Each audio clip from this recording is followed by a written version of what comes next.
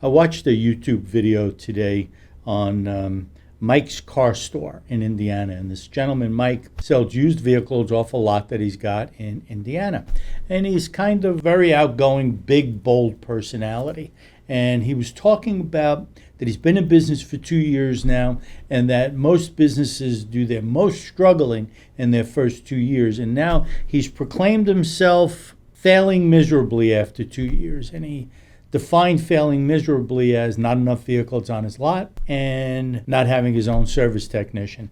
And he even made fun of his blow-up doll thing that he had on his lot that he named Frank. And Frank just needs a shot of air, dude, okay? Frank needs some life pumped into him. But the real thing that went through my mind is that Mike made some comments that he is turning over his vehicles, I think he said every 7 to 10 days or 7 to 9 days or something like that. And used car lots like Mike's turn the vehicles over relatively quickly. New car dealerships are a lot slower than that, right? And Mike suggested that maybe he should slow that down so that his lot would look more full and be more appealing to consumers. Yeah, I don't think you should do that, Mike. I think that if you can turn your money in 7 to 10 days, I think that's fantastic, and you should not change that model. What I think your key is what you're talking about in your video. You need to get more cars on the lot. So you referenced that you're going to auctions. I don't know how often you go to these auctions. I know they're not every day. They're probably a couple of times a month, and you're going to auctions to try and get cars. But typical with an auction, you're bidding against other people, right? So I'm going to make a couple of suggestions to you on how you might be able to get cars on your lot. And you've probably thought of all of these, and if they're worthless, that's fine. So one thing, some people would like to sell their vehicles. They don't like to sell them to dealers. They don't like to trade them into dealers. Maybe you could take some vehicles and put them on consignment on your lot, and you split the profit in some proportion, right? Helps fill up your lot, maybe puts more vehicles on the property. Second thing you might be able to do, and I had a client do this a while back, was approach a couple of branded dealers in your neighborhood, Chrysler, GM, Chevy, Ford, whatever they are, and approach them. And their lower end vehicles that they take in for trade, maybe you make a deal with them that you'll take 10 a month from them at a premium of whatever they gave as the trade. You'll give them a quick $500 right on the spot to take that vehicle from them.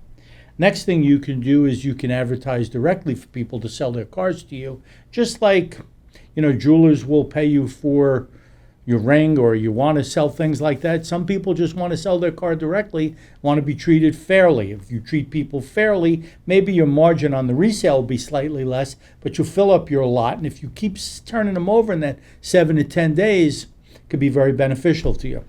My final thought to you is that when it comes to service technician, they are really at a premium right now, service techs. They've been for years and years, but service techs are at a premium. So you want to look at two options. One, you mentioned that you hopefully are hiring someone who's going to start hopefully tomorrow, and you're going to overpay him. I don't know what the definition of overpay him is, but if you're going to maintain just 10 or 11 cars on the lot, then you're definitely overpaying them. So if you don't have a strategy to get 30, 40 cars on your lot, 25, 35 cars on your lot at the same time as bringing the tech in, and you can amortize that tech's cost over the vehicles, then you're right. You're just adding overhead to what you're doing.